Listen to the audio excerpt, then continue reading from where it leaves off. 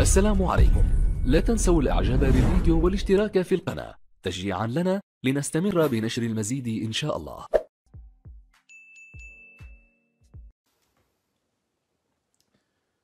السلام عليكم ورحمة الله إخواني الأفاضل، أينما كنتم حياكم الله.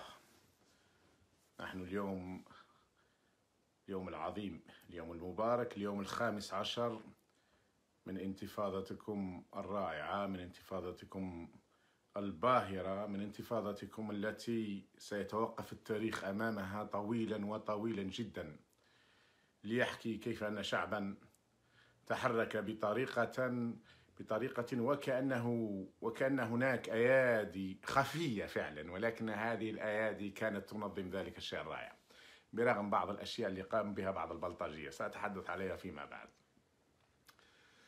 حي الله أحرار البلاد في كل زمان ومكان، حي الله أحرار البلاد من عنابة إلى تلمسان، حي الله أحرار البلاد من إليزي إلى تامنراست إلى ورقلة إلى لغواط إلى أدرار إلى بشار إلى المدية إلى مستغانم إلى سكيكدة إلى وهران. حي الله أحرار البلاد في باتنا وفي تيزي وزو وفي بجاية وفي سوق هراس وفي كل مكان. حي الله أحرار الجزائر في كل مكان بلا تفرقة. كنتم من أروع ما يكون. القنوات العالمية، الجرائد العالمية، المواقع العالمية لا تصدق. استمعت لبعض تعليقات أو قرأت بعض التعليقات، الناس لا تصدق في العالم، لا تصدق.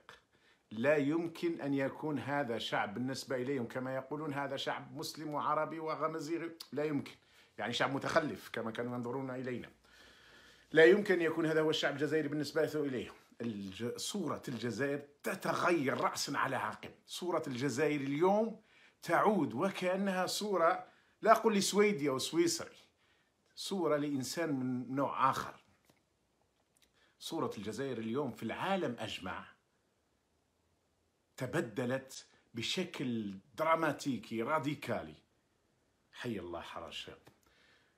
كنت استمع لتعليقات، قرأت تعليقات أصدقاء بعثوا بها وهم خبراء في اللاعنف، خبراء يعني خبراء، كنقول خبراء مراد هينا وعباس عروة، وهما كلاهما من الرؤوس ومن العقول الجزائرية الرائعة.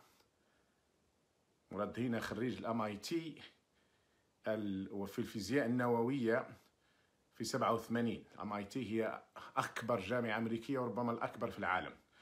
وعباس عروة خريج الفيزياء الطبية وأيضا من واحدة من أكبر الجامعات لا يحضرني اسمها الآن، وهم خبراء في اللاعنف، بمعنى أنهم بفكرة اللاعنف وفكرة التغيير السلمي قالوا بأن يشعرون وكأن الشعب الجزائري تجاوز كل النظريات وقدم صور استثنائية على الإطلاق.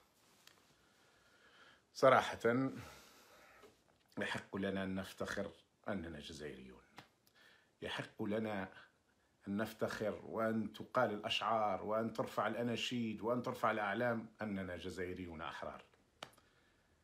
يعني البلاد كلها خرجت. شفت صور، شفت من بين الصور لرجل كان على ما يبدو بالسيروم يمضي خارج وهو مريض ومعلق الموضوع نتاع السيروم في جسده، الخيوط. يعني هذا شيء له ما بعده.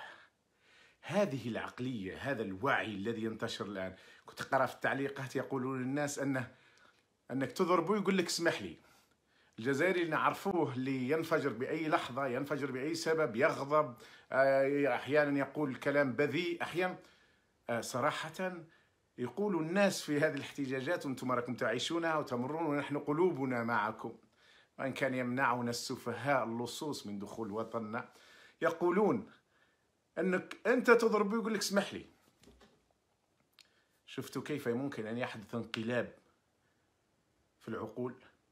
هذه هي الانقلابات الكبرى في التاريخ التي تصنع الحضارة. هذه الانقلابات الكبرى إذا ما تعمقت وتجسدت وجاء من فيما بعد عندما نتحرر من هؤلاء، جاء من يضع لها الأطر الصحيحة، فإننا بكل تأكيد فإننا بكل تأكيد سنذهب بعيدا في هذا العالم. سنعود نصنع التاريخ، وهو تاريخ الآن يصنع في الجزائر، وسنعود للفعل الحضاري. سنعود لكي نشارك في حضارة العالم، نشارك حقا، ليس مستهلكين فقط ونستورد كل شيء. لا لا، سنشارك بالأفكار، وسنشارك بالعمل، وسنشارك بالتكنولوجيا، ستعود الجزائر شيء من أروع ما يكون. هذه الليلة صدقوني قلت لزوجتي قبل وقت، يعني لو الآن خرجت روحي وانتقلت إلى ربي أشعر وأنني في سعادة غامرة، ولله الحمد. هذا اليوم أنا شخصيا وكثير من إخواني، يعني بلا حدود صراحة، يعني أنا عندما أذكر نفسي لأني ربما أحكي فقط لأني أعرف التفاصيل، هذا يوم عظيم انتظرناه لربع قرن، وهناك من انتظروا أكثر من ذلك. هذا يوم عظيم عظيم حقا. يعني لن أطيل عليكم في هذا. أردت هناك 3 أو 4 أخبار سأعطيها لكم، وبعض الأشياء في التحليل، لكن قبل أن أذهب إلى ذلك لن أطيل اليوم أيضا في هذا التدخل. لكن قبل أن ذلك أردت أن أتقاسم معكم صور كم أعجبتني وشعارات كم أعجبتني. سأقرأها لكم بسرعة بين الشعارات التي رفعت. أقرأ هذه الشعارات حتى تصل لكل الناس، لكل من يتابعنا، وتبقى مؤكدة بالصوت أيضا للتاريخ. من بين الشعارات: ترامب ماكرون سامحونا، زيتنا في دقيقنا. هذه بالمناسبة شعارات والصور راهي موجودة، يعني نتمنى أن الناس يجمعوا كل هذه الصور في شكل فيديوهات، يعني واللي جمعها في فيديوهات يرسلها لي إن شاء الله وسننشرها أيضا. يعني تجمع 20-25 صورة وشعار حتى تبقى هذه الشعارات للتاريخ وتتعلم منها البشرية بإذن الله، وستظل لأجيالنا تكون عبارة عن تاج فوق رؤوسهم. كيف هذا الجيل خرج هذا الخروج.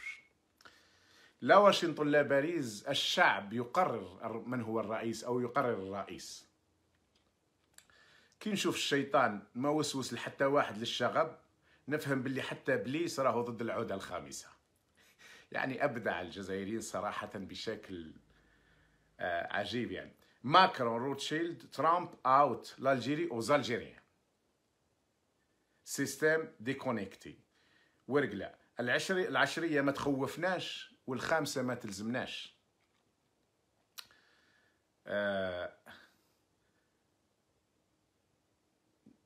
وكثير وكثير وكثير من الصور، في الحقيقة أكثرها في هذا التليفون اللي نتكلم منه. أتمنى على إخواني من بين ما أتمناه أن تجمعوا بموسيقى جميلة أو بنشيد جميل أو بنشيد وطني أو في الخلفية، والصور تظهر والشعارات تظهر والصور المثيرة تظهر إلى آخره. علينا أن نثبت هذا اليوم العظيم بكل الطرق، بكل الأساليب، حتى تتعلم منه الشعوب، وحتى يبقى لنا نحن أيضا نتعلم منه ويكون لأجيالنا ولأبنائنا شرف عظيم. إخواني صراحة هذا يوم مشهود، هذا هو التاريخ. هناك 3 أشياء 4 أشياء أقولها لكم بسرعة. بصحة بوتفليقة مرة أخرى تتحدث الأخبار أنه في حالة سيئة جدا، ومع ذلك الآن يبدو أن الأمريكيين والفرنسيين في تواصل مع عاصمتين خليجيتين. أقول عاصمتين خليجيتين لكم تعرفوهم، يعني ممكن نذكرهم لكم الآن. واحدة من هذين العاصمتين سيذهب إليها بوتفليقة على الأرجح. أنا أقول لكم شوفوا، ما أقوله لكم الآن راه يتداول، بمعنى قد يتحقق وقد لا يتحقق، لكن أنقل لكم ما يتم تداوله الآن على المستوى العالمي. على المستوى العالمي بالنسبة للأمريكيين والفرنسيين بشكل خاص، مصالحهم قد تضيع إذا سقط هذا النظام. يريدون إنقاذ النظام وإعادة إنتاجه بطبيعة الحال فيما بعد بتعيين شخص آخر. فهم صارت مناقشات مع ما يسمى بأصحاب القرار، بما فيهم السعيد وناصر. ناصر موجود في جنيف وتنقل خاصة لسفارة الإمارات والتقى مسؤولين من الإمارات، ولكن هناك تنافس قطري إماراتي من يأخذ بوتفليقة.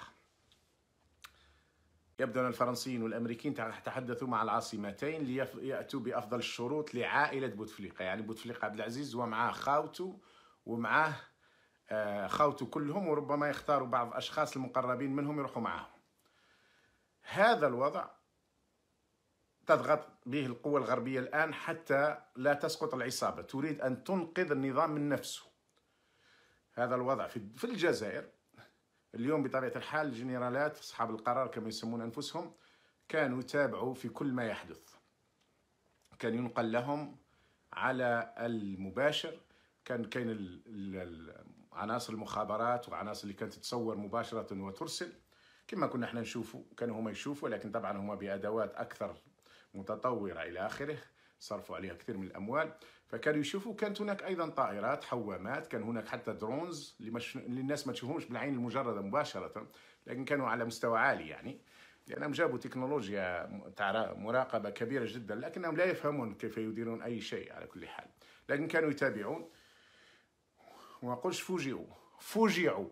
فوجعوا بالملايين. على الأرجح تقديرات أن خرجوا اليوم على الأرجح 15 مليون جزائري، بمعنى أنه في نهاية المطاف ربما فقط المرضى والعجز خلاص اللي ما يقدرش يتحركوا، والمصابين ربما بأمراض وإعاقات، حتى وإن كان بعض الناس المصابين بإعاقات وخرجوا شفناهم، كانت هناك كراسي متحركة، ولكن ممكن الأطفال الصغار وبعض النساء إلى آخره، بمعنى أن حوالي نصف الشعب خرج. هذا مستوى غير مسبوق في أي مظاهرة من العالم من حيث النسبة، أن يخرج نصف شعب كامل.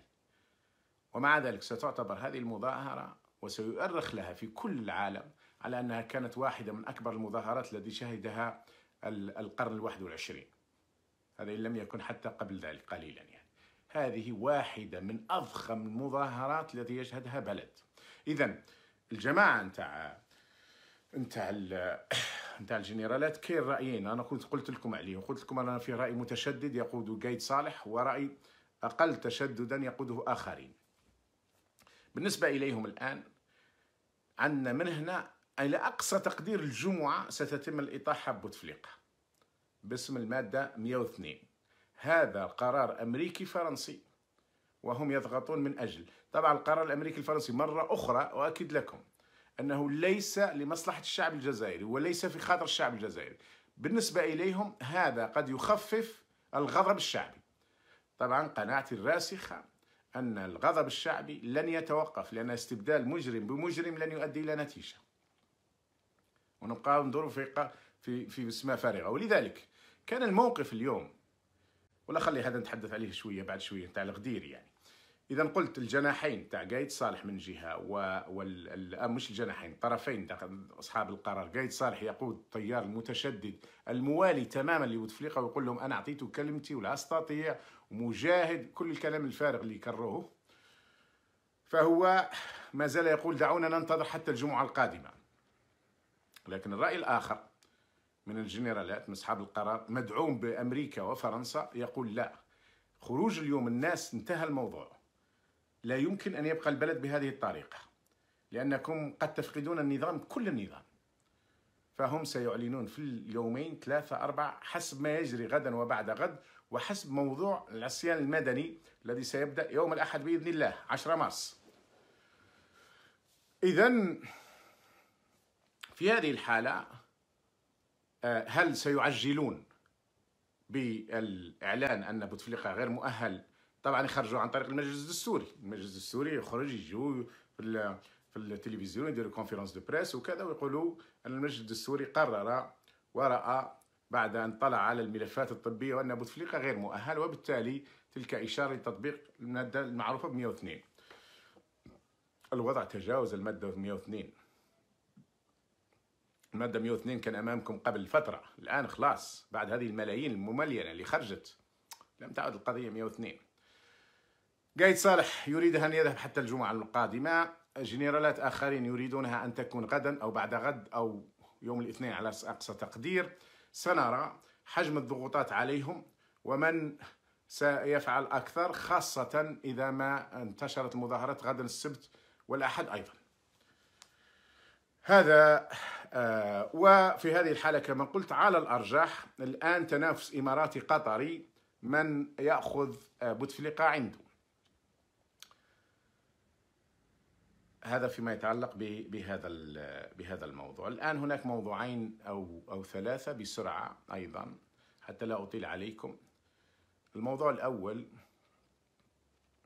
بالنسبة للعصيان المدني، إذا لم يعلنوا غدا عن تنحية بوتفليقة وعن البدء في مرحلة انتقالية، خلاص خلونا من المادة 102. المادة 102 طبقوها باش تنحوا بوتفليقة، هذا يهمكم، لكن يجب أن يرافق ذلك الإعلان عن مرحلة انتقالية فيها يسلم الجيش، جنرالات الجيش، الأمر للشعب، والشعب يكون ممثلا بأشخاص، 3 أشخاص، 5 أشخاص، 7 أشخاص، المهم يكون هناك هذه القيادة الجماعية تقوم بما يلي: 1.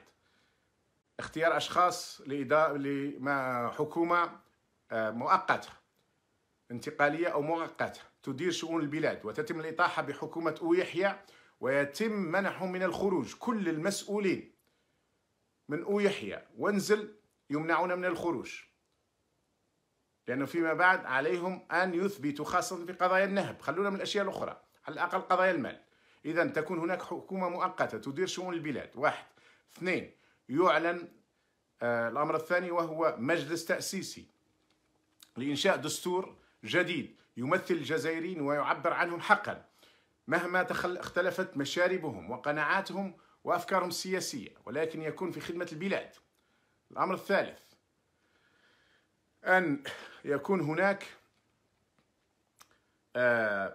بعد الحكومة المؤقتة والمجلس التأسيسي طبعا أن تكون هناك مجموعات تفكر في القضايا الاقتصادية والقضايا الاجتماعية، مجموعات تفكير تتقدم بمقترحات لتحسين الأوضاع للناس بأسرع ما يمكن. الناس راح تعاني وتعاني بشدة، بما فيها إيجاد وسائل وأساليب لتخفيض الأسعار، بما فيها مساعدات للفقراء جدا، بما فيها وقف الناس. بالمناسبة اليوم كان يحدث لي صديق قال لي أنه كان أمام ميناء أليكونت ووصلت باخرة من وهران إلى أليكونت، قال لي أن أغلبية السيارات التي وصلت كانت سيارات فخمة وفاخرة بما فيها الليموزين، سيارات ليموزين. يعني بدأوا يفرون. هنا عندما أقول بدأوا يفرون لا أتحدث على الأسماء المشهورة في الحكم، لكن أتحدث على الطبقة الثانية بيناتهم، يعرفون أن الأوضاع انتهت بالنسبة إليهم. إذن إخواني هذا مهم جدا، خاصة إخواننا في المطارات والموانئ، مهم جدا ألا يتم تهريب أموال الشعب إلى الخارج. كفاهم تهريبا، عندهم 30 سنة وهم يهربوا ولا 50 سنة. إذن قلت المرحلة الانتقالية يكون فيها مجلس تشريعي مؤقت، حكومة مؤقتة، مجلس تأسيسي للدستور. تختتم هذه المرحلة الانتقالية بانتخابات أولا رئاسية، ثم انتخابات تشريعية وبلدية، ربما بيناتهم 3 أشهر أو 4 أشهر، لكن هذا لن يكون إلا بعد 1 أو 2 عندما تعود وتقوم تنظيمات سياسية جديدة. وعلى الأرجح أو الأفضل أن تختفي التنظيمات القائمة الآن، من الأحسن لهم. حتى الناس كرهت الأحزاب وكرهت التنظيمات وكرهت النقابات وكرهت كل شيء ما عدا النقابات المحترمة المستقلة.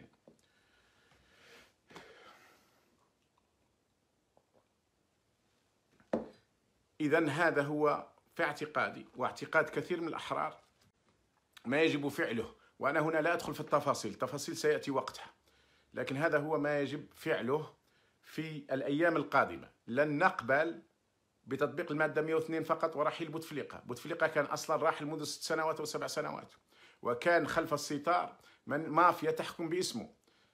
فعندما تبدلون بوتفليقة اللي كان محنط ومختفي تماما وتجيبوا لنا شخص مثلا في يحيى أو سلال أو حتى وإن كانت هذه الوجوه لو يجي الشعب يغرقها غير المهم يجب أن يحدث تغيير جوهري لشخصية النظام، لسلوكيات النظام، لسياسات النظام، لأفكار النظام، لتطبيقات النظام، لتخريبات النظام، جوهري. بالمناسبة حي الله حرار غرداي، لن أكمل هذا الحديث قبل أن أحيي حرار غرداي. عرب وبني مزاب مشوا في مظاهرة من أروع ما يكون، كانوا يخوفوا فيهم بعضهم بعض سنوات، وتلك المنطقة كانت شبه محرقة. حي الله حرار بني مزاب والعرب، حي الله حرار الجزائر في كل مكان، حي الله حرار توارق والشاوية والقبائل وكل أحرار البلاد والأندلسيين وكل كل من يحب هذا الوطن. إذن هناك طبعا، وإلا سيكون هناك العصيان المدني. يعني إذا لم ينتبهوا لهذا الموضوع سيكون هناك العصيان المدني. العصيان المدني إخواني ممكن بدايته بأشياء بسيطة. من بين الأشياء مش تقعد في بيتك، لا، من بين الأشياء أن يكون هناك إضراب عام. شركات، مطارات، موانئ، كل شيء يتوقف. من الأفضل أن نتوقف يومين أو 3 أو 4 أيام، على أن تظل بلدنا متوقفة كما هي الآن منذ تقريبا 50 سنة، خاصة في 27 سنة الأخيرة. يكون إضراب عام شامل، هذا ممكن. هناك اقتراح آخر، وهو أن يكون هناك إضراب جزئي، بمعنى أن المدارس تستمر، المستشفيات طبعا كي نقولوا إضراب شامل تبقى الأمور تاع الإيمرجنسي، يعني تاع لي زيرجونس يبقاو، كما المستشفيات، كما لي زومبيلونس، كما المطافي، هذول ما لازمش يتوقفوا في أي وقت، كما الحد الأدنى من كما الأمن، كما هذول لازم دائما يبقاو. لكن هناك رأيين، هناك رأي ما بين أن يكون تدرجي، بمعنى أن تكون هناك عصيان مدني عبارة عن إضراب جزئي يتوسع ويكبر مع الأيام إذا لم يستمعوا. وهناك رأي يقول لا، منذ البداية يكون الإضراب شامل، بما فيها عدم دفع الفواتير، لا تريسيتي، لا ماء، لا غاز، لا تريسيتي، لا الآخر تاع الفينيات، لا أي شيء، لا ضرائب، أي شيء تأخذ هذه العصابات يتوقف. المال مال الشعب، نهار تقوم حكومة مؤقتة تدفع لها الأموال اللي كانت لم تدفع من قبل. بطبيعة الحال إخواني، بطبيعة الحال هذه لازم نفكروا فيها مليح. الآن أنا شخصيا أرى أن أي واحدة منهم يمضي، وإن كنت ربما نكون أميل إلى قضية التدرج في العصيان المدني. يعني إحنا الهدف في نهاية المطاف هو الضغط عليهم ليستمعوا للشعب، وليس توقيف حياة البلاد. لكن البلاد راهي موقفة، وقفونا، جمدونا، حنطونا بأتم ما يعني الكلمة، حنطونا. الآن نقطتين أو 3 أيضا بسرعة، وإن شاء الله سنرجع الأمور. في واحد يقول لي يا أستاذ ممكن تفهمني لماذا قطر والإمارات يتنافسون؟ قطر والإمارات هذول يتنافسون طول الوقت. طبعا لا يمكن مقارنة قطر بالإمارات، يعني صراحة الإمارات هي اليوم قلب الثورة المضادة، وهي اليوم أطاحت بالانتخابات وبالشرعية في مصر. اليمن دمرت اليمن مع بن سلمان، ليبيا خربت ليبيا، أشياء رهيبة يعني الحديث عنها ساعات ولا يكفي. لكن مع ذلك قطر أيضا لديها حساباتها يعني، وتبقى في نهاية المطاف أن الجزيرة، مرات الناس يقولوا الجزيرة في نهاية المطاف، بكل أسف وألم أقولها، بكل أسف وألم، في نهاية المطاف صحيح أنها قدمت أشياء ودافعت عن أشياء، لكن في نهاية المطاف عندما تقف عند مصلحة الدولة القطرية أو النظام القطري، هذه حقيقة. وأنا تعرفون بصراحة إحنا كانوا مرات بعض البسطاء أو حتى بعض السفهاء والذباب الإلكتروني يقول لك جماعة قطر ما فيش واحد تدعم قطر ويقدر يقول هذا الكلام. لكن أنا نقوله، تخيلوا لو كانت قطر تدعمني، ما نقدرش، لا أستطيع ولا يستطيع أنا ولا غيري. ولذلك الحمد لله لم تدعمنا بلد ولا نقبل أن يدعمنا بلد، وليس لدينا علاقة بأي حكومة أو جهاز رسمي. نحن في حركة رشاد، وأنا شخصيا والله ما كانت لي ولن تكون لي أي علاقة مع جهة رسمية إلا إذا ما تحرر الشعب. ذلك وضع آخر، وإن كان أنا رأيي أصلا أني لن أكون في أي مكان بإذن الله، وقد أعلنت ذلك، وهناك موجود فيديو. لست طامع في دنيا الناس، لو كنت طامع في الدنيا، لو كنت بقيت وين كنت كي كنت عمري 32 سنة. الآن خلاص منذ زمان الحمد لله وقفنا مع الشعب، وها هو قد قام ليحطم القيود ويصنع التاريخ من جديد.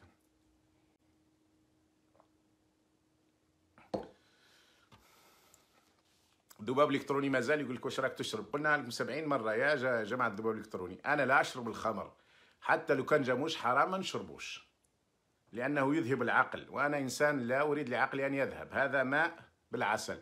أقول هذا ليس ردنا عن الذباب الإلكتروني، أنا لا أرد عليهم، ولكن حتى لا يخدعون البسطاء من إخواني فقط. كاين طبعا قناة العار، راهي قلب الثورة المضادة، كانت دائما قناة فساد وإجرام، وما زالت تريد التخريب، بدأت تنشر وكان هناك عنف وكان مش عارف. هذه القناة بكل أسف وألم دمرت وتحاول تدمير، لكن بعد أن خرج الشعب في الحقيقة أثبت لهم أنكم لم تفعلوا شيء، لم تستطيعوا فعل شيء. الشعب هذا لما خرج مسح كل البروباغندا التي كانت تتقيأها هذه القنوات، ولا أقول تنشرها ولا أقول تبثها، خاصة قناة العار. هناك بعض القنوات الآن بدأت تتغير، نتمنى لهم أن يتغيروا، نتمنى. أنا لا أتابعها، لكن هناك من قال لي أن قناة الشروق الآن عندها فيها موضوع أفضل، نتمنى. نحن دائما ندعو لهم التحقوا بالشعب، من يتأخر فإن الشعب سيلفظه. وأكم شفتوا الغديري اليوم، كانوا بعض الناس، وهذه لعلي قلتها اليوم عصرا لكن نعودها، كثير من الناس يسألوني مرات وش رايك في فلان وش رايك في فلان وش رايك، مرات نقول لهم انتظروا شوية، لأني أنا الفكرة الرئيسية اللي نمشي بها، وهذه قناعتي وقناعة إخواني في رشاد، من قال أنه معارض لا نعارضه حتى ولو كان مزيفا، نعودوا عارفين الخلفيات وننتظر الوقت، ننتظر فقط الوقت. بعد ما شفناه ماضي في ما يسمونه بالانتخابات وقدم ملفه برغم المظاهرة تاع 22 والمظاهرة تاع 1 مارس، خلاص الآن لم يعد هناك حديث. حتى الذين كانوا معه مثل آية العربي ومثل السيدة عسول ومثل انسحبوا. جيدا، حسنا فعلتم، فعلا حسنا فعلتم. إذن غديري هو ممثل للديارس السابقة تاع توفيق، والناس المقربين مني يعرفون هذا في رأيي، لكن كنا نتحفظ عليه علنا حتى نخلوهم في صراع فيما بيناتهم، لأن من الذكاء ومن الحكمة أن تستفيد دائما من التناقضات بين خصومك، لا تجمعهم عليك. كان هدفنا أن لا نجمع السلطة السابقة بقيادة توفيق ومن وراءه وممثلهم الغديري مع السلطة الحالية بقيادة قايد صالح وبن علي بن علي والسعيد بوتفليقة وطرطان. كان يجب أن يفهموا أو أن نتركهم يفهموا أننا ربما قد نتحدث مع هذا أو ذاك، نحن لا نتحدث مع أحد. وهنا وبهذه أختم، لما ذهبت للقنصلية قبل يومين فيها حديث الآن، حتى هناك من نشروه بعض المواقع وقالوا أنه ربما عملت معهم اتفاق. شوفوا يا أخواني، وشوفوا نقول لكم، نعاود نلخص لكم واش قلت، ربما مش عارف لا قلتها المرة الماضية ولا لا. في لقاء يعني ملخص حتى لا أطيل، لأني بقيت حوالي نصف ساعة يمكن مع الشخصين أو حتى 40 دقيقة، وكانوا ظرفاء وكانوا حقيقة يعني. الآن قيل لي أن هذاك الشخص هو قال لي أنا جوان كونسيل، لكن قال لي صديق أنه في الحقيقة عقيد نتاع الدي ار اس، سواء كان جوان كونسيل سيفيل ولا عقيد ما يهمنيش يعني. أنا لا يهمني، أنا عارف هؤلاء سي دي زيكسيكيتون، هما قالوا لي إحنا سي دي زيكسيكيتون منفذين يعني. لما خرج معايا السيد، كانت امرأة وكان السيد، لما خرج معايا السيد هذا قلت له شوف، وصل لمسؤوليك في الجزائر، لأنه قلت له تعطوني باسبور، قال لي لازم نسألوا الجزائر، تعطوني تأشيرة لازم نسألوا الجزائر، أعطوني باسبور تومبورير لازم نسألوا الجزائر. قلت له شوف، ما هذه تسألوا الجزائر، هذا قرار سياسي أنا عارف. قال لي عمرنا أوراق، قلت له ما نعمركم لا أوراق ولا شيء، تحتاجون مني صورتين فقط، لأن كل الأوراق نتاعي عندكم وتعرفوها، الملف نتاعي تاع الخارجية موجود عندكم، وملف أيام الجيش موجود عندكم، وكل الملفات عندكم.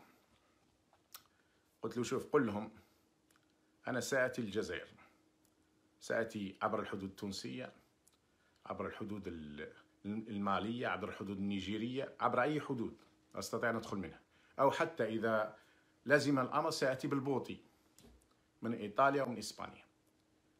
البوطي ما يحتاج لا تأشيرة ولا دخول ولا حتى بلد. نروح هناك البوطي اللي يجيب حراقين جزائريين لإسبانيا نقول له دير لي الروتور، وما يستفيد لأنه مالف يروح فارغ. وكان حتى بعض الأصدقاء قالوا نروحوا مع بعض. فقلت له وصل هذه المسؤولية، بإذن الله العيد هذا راح نعيده في الجزائر بإذن الله، مش أنا فقط، أنا وكل المحرومين من وطنهم بإذن الله. بإذن الله. حياكم الله يا إخواني، سأكون معكم في كل حين، وكلما جد جديد سنتكلم فيه. السلام عليكم ورحمة الله.